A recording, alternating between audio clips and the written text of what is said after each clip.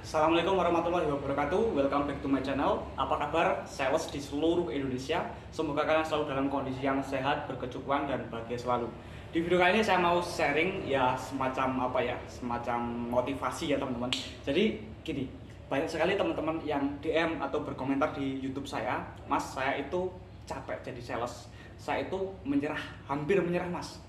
Saya sudah melakukan apa yang di-share sama Mas Bangkit di channel YouTube Sales Magic ini, tapi di bulan pertama memang efek, tapi bulan berikutnya itu sama, penjualannya menurun lagi.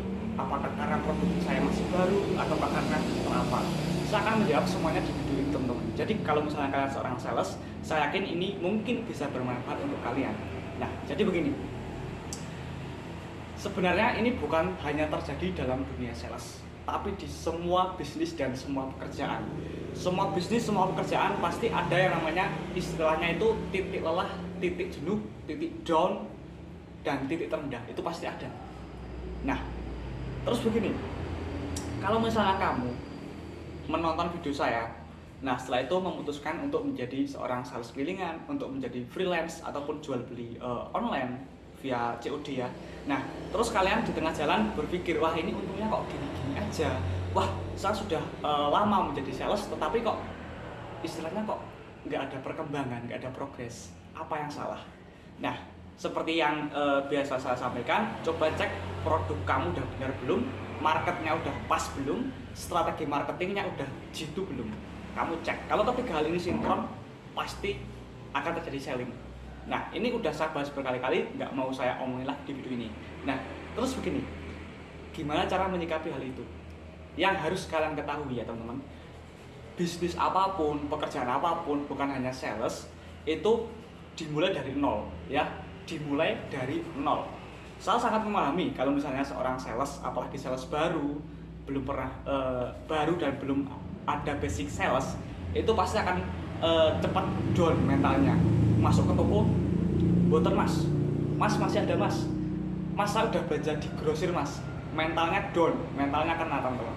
Serius, saya pun juga dulu seperti itu ya, tapi maklum.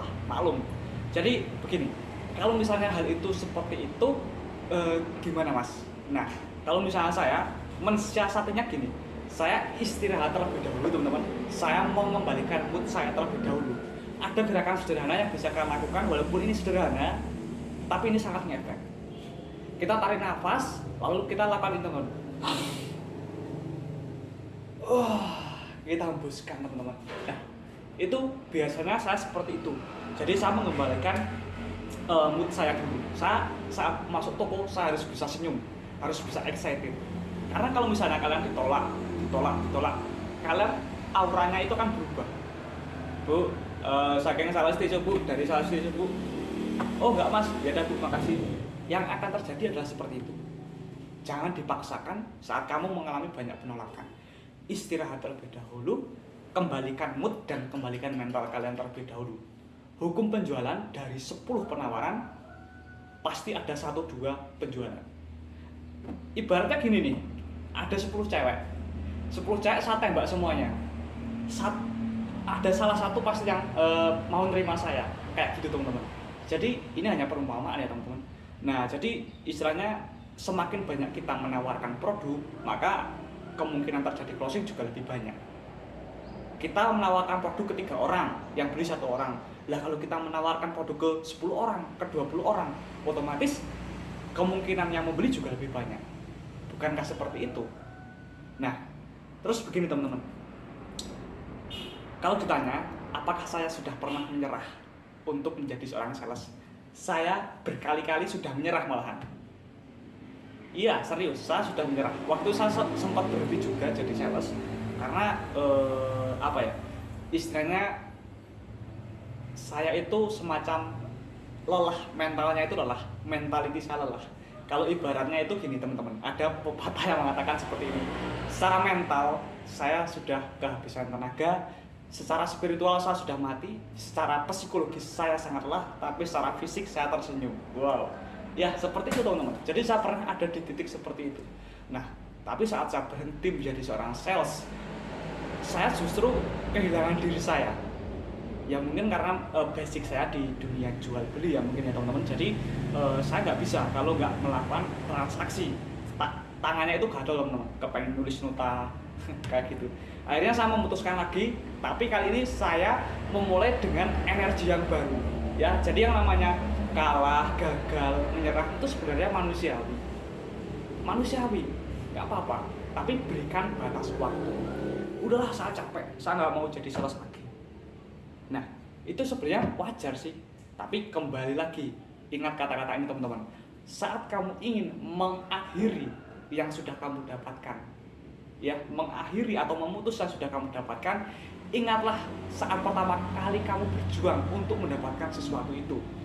Ada yang lebih susah daripada mendapatkan, yaitu mempertahankan.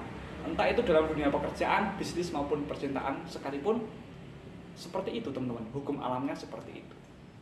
Nah, jadi gini, kalau misalnya kalian jadi sales HP, ada beberapa opsi nih. Ini hanya sekedar opsi. Kalau baik silakan dilakukan, kalau nggak baik jangan dilakukan. Yang pertama, kamu bisa mencari pekerjaan yang lain. Why?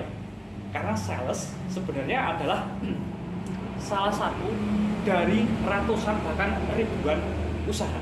Kamu bisa menjadi peternak, bisa membuka jual beli HP, bisa istilahnya bekerja ikut orang lain, bisa berbisnis perkebunan, dan masih banyak lagi bisnis yang bisa kamu lakukan selain sales.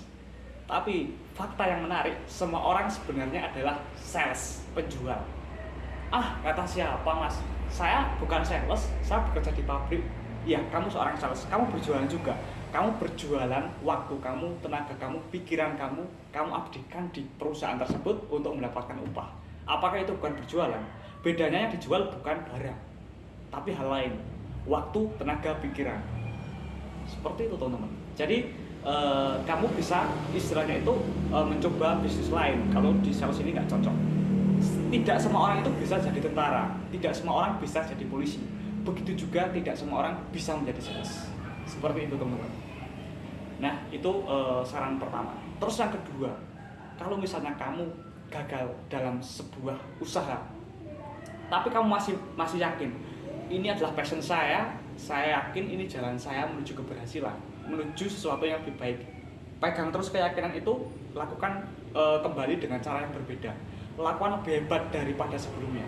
Percayalah, kita lebih kuat dari apa yang kita pikirkan. Kita lebih hebat dari apa yang kita bayangkan.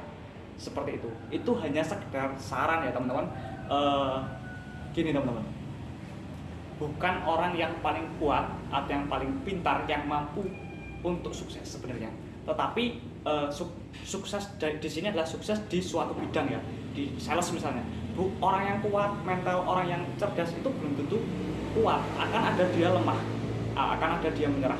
Nah, tapi orang yang bisa sukses di suatu bidang adalah orang yang mampu beradaptasi, berinovasi, dan bisa bertahan. Kuncinya adalah kamu mampu nggak bertahan. Seperti itu teman-teman. Ya, mungkin itu sih sharing video saya kali ini. Semoga ini bisa menjadi motivasi, khususnya untuk saya sendiri juga. Mohon maaf kalau misalnya ada kesalahan dalam penyampaian kata-kata.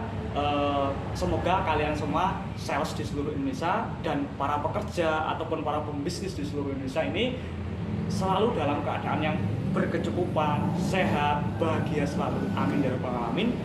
See you next time. Sampai jumpa di video selanjutnya.